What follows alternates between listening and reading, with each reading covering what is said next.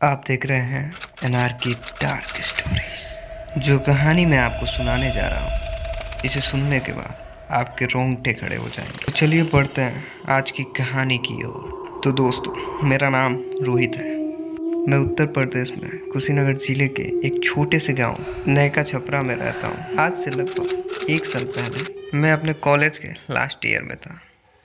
उन दिनों हमें बाइक राइड करने का बहुत शौक था, लेकिन ये मैंने कभी नहीं सोचा था कि हमारे साथ एक ऐसी घटना घटने वाली थी जिससे हमारा बाइक राइडिंग का शौक हमेशा हमेशा के लिए खत्म हो जाएगा। जून का वो गर्मी का महीना था। हम 3 दोस्तों ने मिलकर रात में बाइक राइडिंग करने की योजना बनाई, जिसमें अंश, अनिकेश और मैं हर बार की तरह इस बार भी बाइक से रेस करने वाले थे। लेकिन मेरे दिमाग में तो कुछ और ही चल रहा था। फिर क्या था, मैंने अंश और अनिकेश से कहा, यार हम हर बार 11 बजे तक घर आ जाते हैं, लेकिन क्यों ना इस बार हम 11 बजे से निकलें, क्योंकि 11 बजे के बाद पूरा रोड सुनसान रहेगा और रेस करने में भी कितना मज़ा आएगा। अब मेरी बात सुनकर अंश और अनिकेश भी मेरे बातों से सहमत हो गए। अब हमने योजना बना ली थी कि हम रात के 11 बजे से घर से निकलेंगे। तभी हम में से अनिकेश ने मेरी बात काटते हुए कहने लगा, तुम लोग को पता नहीं है कि रात के वक्त बुरी शक्तियों का वास होता है। मैं नहीं जाऊंगा, तुम्हें मरने का शौक है, तुम ही जाओ। अनिकेश के मुंह से इतना सुनते ही अंश अनिकेश का मजाक उड़ाने लगा, जिसकी वजह से अनिकेश को थोड़ा गुस्सा आ गया। खुद को डरपोक न साबित करने के लिए हमारे साथ चलने के लिए तैयार हो गया, जैसा कि मैं और अंश चाहते थे। और फिर देखते ही देखते वो वक्त भी आ गया जिसका हमें बेसब्री से इंतजार था। तकरीबन रात की 11 बजने को आए थे और फिर हम तीनों अपनी अपनी बाइक लेकर हाईवे पर मिले और हम तीनों में बाइक रेस की शुरुआत हुई। रात के उस गहरे सन्नाटे में हम अपनी अपनी बाइक लेकर पूरी रफ्तार से भगा रहे थे। और फिर देखते ही देखते उस रात के गहरे सन्नाटे में हम कब एक दूसरे की नज़रों से ओझल हो गए, पता ही नहीं चला। अब मैं भी उसी सुनसान हाईवे पर अपनी बाइक को पूरी रफ्तार से भगा रहा कि अचानक मुझे सामने की ओर एक बड़ा सा पेड़ उस हाईवे पर गिरा हुआ दिखा। मैंने अपनी बाइक को रोका और सोचने लगा कि अब आगे कैसे बढ़े कि अचानक मेरी नज़र एक कच्ची सड़क पर पड़ी, जो उसी हाईवे पर गिरे पेड़ के पास से होकर जा रही थी। अब मैंने अपने बाइक से उतरकर उस कच्ची सड़क की ओर पैदल ही बढ़ने लगा। मैंने ध्यान से देखा तो वो सड़क पूरी तरीके से सुनसान, लेकिन मेरे समझ में ये नहीं आ रहा था कि मैंने आज तक उस सड़क कभी नहीं देखी थी। अब मैं इन सभी के बारे में सोच ही रहा था कि अचानक मुझे ऐसा लगा कि कोई साया मेरे पीछे से बहुत तेजी से गुजरा है। मैं तुरंत ही अपनी बाइक की ओर भागा और मैंने ना आओ देखा ना ताओ बाइक पर बैठा और ये सोचकर उस सड़क पर आगे बढ़ने लगा कि अंश और अनिकेश भी शायद उसी सड़क से आगे गए होंगे। अब जैसे जैसे मैं उस सड़क पर आगे बढ़ रहा था, वैसे ही मुझे कुछ अजीब सा महसूस होने लगा था। सड़क के दोनों तरफ लंबे लंबे पेड़ और घनी झाड़ियां ही दिख रही और चारों तरफ एकदम काला अंधेरा पसरा हुआ था। फिर एकदम से मुझे जून के गर्मी के महीने में ठंड का अनुभव होने लगा था। गर्मी के मौसम में शरीर कपकपा देने वाली ठंडी का अनुभव मुझे बहुत अजीब सा लग रहा था। मैं उस रोड पर आगे बढ़ ही रहा था कि अचानक एक लोमड़ी रोते हुए सड़क के बगल से गुजरी, जिसका एक पैर पूरी तरीके से जख्मी था। ऐसा दृश्य देखकर मैं एक पल को वहीं रुक गया कि अचानक एक दिल दहलाने वाली चीख मेरे कानों से आगे टकराई। मैंने तुरंत बाइक स्टार्ट किया और तेजी से आगे बढ़ने लगा। मैंने देखा कि उस सड़क के किनारे एक आदमी दर्द से कर्रा रहा था। उस आदमी की उम्र लगभग 35 या 40 की होगी। मैंने देखा कि उस आदमी का एक हाथ बुरी तरीके से जख्मी था और लगातार उसमें से खून निकल रहा था। मैं तुरंत ही उस आदमी के पास पहुंचा और उसे अपनी बाइक पर बैठाकर वहां से निकलने की कोशिश करने लगा, लेकिन उस आदमी का हाथ जख्मी होने की वजह से उसे बाइक पर बैठने में थोड़ी तकलीफ हो रही थी। लेकिन उस आदमी ने बड़े हिम्मत के साथ मेरे बाइक पर पीछे बैठ गया और उसने एक हाथ से अपने चोट को दबाए रखा था। अब मैं उस आदमी को लेकर धीरे धीरे उसी रोड पर आगे बढ़ ही रहा था कि मैंने उस आदमी से पूछा, चाचा ये आपको इतनी चोट कैसे लगी और आप ये सुनसान रोड पर अकेले क्या कर रहे थे? उस आदमी ने मेरी बातों का जवाब देते हुए कहने लगा, मैं अपने दुकान से घर के लिए लौट रहा था। मैं रोजाना ही अपनी बाइक से उस पीछे वाले हाईवे से होकर अपने घर की ओर जाता हूँ, लेकिन मुझे आज अपनी दुकान से लौटने में थोड़ी देर हो गई और तकरीबन रात के 11 बज रहे होंगे जब मैं उस हाईवे से लौट ही रहा था कि मैंने देखा उस हाईवे पर एक बड़ा सा पेड़ गिरा हुआ था, जिसकी वजह से मैं इस रोड की ओर मुड़ गया कि अचानक मेरी बाइक अंधेरे में किसी अदृश्य चीज से टकराई और मैं उस सड़क के किनारे जा गिरा। फिर मुझे आप बाइक से जाते दिखे लेकिन मुझे उस आदमी की बात सुनकर अब उस पर शक होने लगा था। मैंने थोड़ी हैरानी से उस आदमी से पूछा, अदृश्य चीज से आपका क्या मतलब है? उस आदमी ने मेरी बात का जवाब देते हुए कहने लगा, रात के वक्त अदृश्य शक्ति का वास होता है और हमें इनके बारे में रात के वक्त बात नहीं करनी चाहिए। कहा जाता है कि इन शक्तियों का जहाँ ज्यादा नाम लिया जाता है ये वहाँ मौजूद होते हैं। मैंने उस आदमी की बात पर ज्यादा ध्यान नहीं दिया और मैंने उस आदमी से पूछा, आपको पता है ये रोड कहाँ जाएगा? उस आदमी ने मेरी बातों का जवाब देते हुए कहा, मैं भी पहली बार ही इस रोड से जा रहा हूँ। मैंने सोचा था ये रोड आगे उसी हाईवे में जाके मिल जाएगा, इसलिए मैं इस पे आगे बढ़ने लगा। तभी अचानक ही मेरी नजर बाइक के साइड मिरर पे पड़ी तो पीछे एक औरत सफेद साड़ी में मुझे दिखी, लेकिन अंधेरा होने की वजह से उस औरत का चेहरा मुझे नहीं दिख रहा था। लेकिन मैंने उतना उस औरत पर ध्यान नहीं दिया। लेकिन फिर अचानक कुछ दूर आगे बढ़ने पर वही औरत जंगल में जाती दिखाई पड़ी। इस बार मैंने इतना देखते उस आदमी को उस औरत की ओर इशारा करते हुए कहने लगा, क्या आपको वो औरत दिखाई दे रही है? मेरी बात पर उस आदमी ने जवाब देते हुए कहा, नहीं तो मुझे तो कोई औरत नहीं दिखाई दे रही है।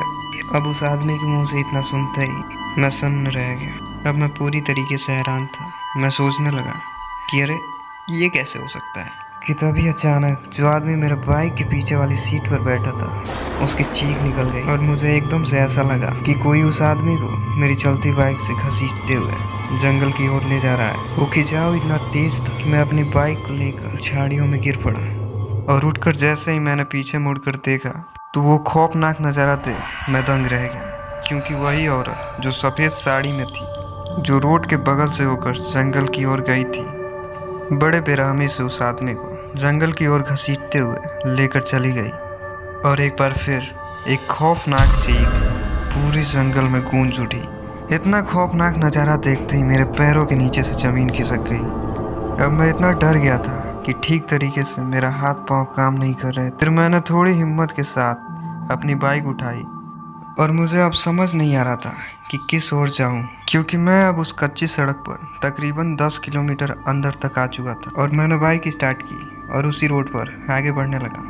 उस आदमी के साथ घटी उस घटना ने मुझे अंदर से झकझोर कर रख दिया था। अभी मैं अपनी बाइक से तकरीबन 2 किलोमीटर आगे आया ही था कि मेरे कानों से एक बहुत ही डरावनी आवाज आके टकराई, मुझे ऐसा लगा कि कोई मेरा नाम लेकर पुकार रहा है। मैंने बाइक चलाते हुए पीछे मुड़कर देखा तो मुझे चारों तरफ एकदम सुनसान जंगल दिखाई दे रहा था। और जैसे ही मैंने अपने सिर को पूरी तरीके से सामने की ओर किया तो मैं पूरी तरह से डर से कांप उठा, क्योंकि वही औरत जिसने उस आदमी को कुछ देर पहले जंगल की ओर घसीट कर ले गई मेरे बगल से हवा की रफ्तार से जंगल की ओर गुजरी। इतना देखकर अब मुझे ऐसा लग रहा था कि अब मैं नहीं बचने वाला हूँ कि तभी किसी ने मेरा नाम लेकर बहुत जोर से पुकारा, रोहित। मैंने उस आवाज़ पर थोड़ा गौर किया तो मुझे पता चला कि वो आवाज़ अंश का था। मैंने वहीं सड़क के किनारे अपनी बाइक को रोककर और थोड़ी तेज आवाज़ में मैंने कहा, अंश कहाँ हो तुम? मेरी आवाज़ सुन सामने से जवाब आया, अपने पीछे देख। झाड़ियों की ओर जैसे ही मैंने पीछे मुड़कर देखा तो वहीं अंश को मैंने झाड़ियों के पास थोड़ी जख्मी हालत में पाया। मैंने थोड़ा ध्यान से देखा तो अंश का भी एक हाथ पूरी तरीके से जख्मी था। मैंने अंश को उठाया और कहने लगा, ये कैसे हुआ? तू यहाँ कैसे? अरे तेरे हाथ पर ये घाव कैसा? मेरी बात सुन, अंश ने कहा। भाई मैं अपने पूरी रफ्तार में बाइक से आगे बढ़े जा रहा था, पता नहीं कहां से एक जंगली सांड अचानक से सामने आ गया और मेरी उससे टक्कर हो गई। मैंने अंश को अपनी बाइक पर बैठाया और आगे निकलने लगा, क्योंकि उस टक्कर की वजह से अंश का बाइक पूरी तरीके से बंद हो चुकी थी। मैंने अंश से पूछा, तुमने अनिकेश को देखा? वो कहाँ है? मेरी बात सुनकर अंश ने कहा, हम आए तो साथ ही थे, लेकिन रेस करने के चक्कर में अनिकेश बहुत पहले ही अपनी बाइक लेकर इसी रोड से सामने की ओर निकल गया। हम आपस में बात कर ही रहे थे कि एक बार फिर वही औरत मुझे दिखी। अंश को मैंने चौकन्ना करते हुए कहा, अंश भाई बच के, मुझे जोर से पकड़ ले। मेरे इतना कहते ही एक आवाज मेरे कानों से आके टकराई, लोग नहीं बचोगे। और वही औरत जिसने मेरे सामने उस आदमी को जंगल की ओर घसीटते हुए ले गई थी अचानक ही मेरे बाइक के सामने आ गई। मेरी नजर उस औरत के चेहरे पर एकदम से पड़ी। उस औरत का चेहरा इतना खौफनाक था कि एक पल को मेरा पूरा शरीर सुन्न पड़ गया। कि तभी अंश ने मुझे पीछे से झकझोरते हुए कहा, भाग रोहित। और मैंने वही बाइक को रोककर अंश का हाथ पकड़ा और जंगल की ओर भागने लगे। कि भागते भागते तभी मेरी नजर उस जंगल के किनारे एक शिव मंदिर पर पड़ी और मैंने तुरंत ही अंश को लेकर उस मंदिर की ओर भागने लगा। और जैसे ही हम मंदिर के अंदर पहुंचे, हमने देखा कि तकरीबन एक 80 साल का बूढ़ा पुजारी कोई मंत्र जाप कर रहा था। मैंने उस पुजारी को प्रणाम किया और जैसे ही उस पुजारी ने अपनी आंखें खोली, मैं सारी घटनाओं के बारे में उस पुजारी से बताने लगा। कुछ देर तक मेरी बातें सुनने के बाद उस पुजारी ने मुझसे कहा, तुम लोग एक बहुत बड़े संकट में फंस गए हो। यह एक तरह का छलावा है। मैंने कहा, छलावा? ये छलावा क्या होता है?